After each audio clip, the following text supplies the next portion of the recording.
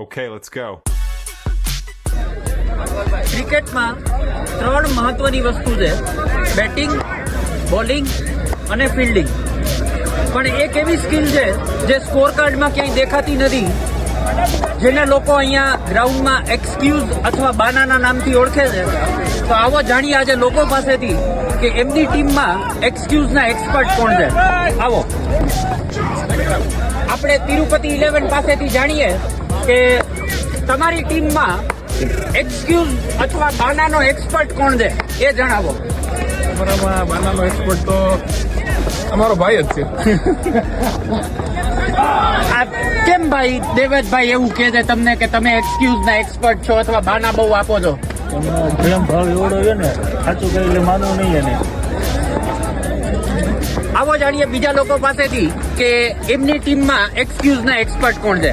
આવો કૃષ્ણા 11 ના કેપ્ટન પ્રવીણભાઈ, તમે જણાવો ટીમમાં એક્સક્યુઝ સૌથી વધારે કોણ આપે છે, બાના સૌથી વધારે કોણ આપે છે?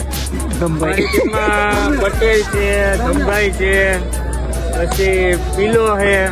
પીલાને પેસમાં કદાચ 2 ચોકા પડ્યા હોય તો એ બાના જરૂરી બતાવે છે કે મારી આજે પ્રેક્ટિસ નથી, લાઇન લેન્થ નથી વળતી ને એવા બધી. તોય છતાં અમારી ટીમનો મેન બુમરાહ તરીકે ઓળખાય છે, એટલે અમારે એકચ્યુઅલી 4 ઓવર તો એને નખાવવું જ પડે.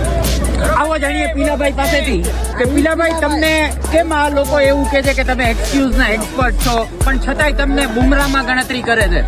બોલરનું એવું હોય કે એમાં ક્યારેક 5 રનમાં વિકેટ મળી જાય અને ક્યારેક એવું થાય કે એની 15 રનવાળી ઓવર એને ખરાબ લાગે, તો ક્યારેક એવું થાય કે એને મેડન કાઢીને વિકેટ મળે, તો જ્યારે એ 15 રનવાળી ઓવર હોય ત્યારે એને બહુ ખોટું લાગે, તો ત્યારે એ બાના કાઢે.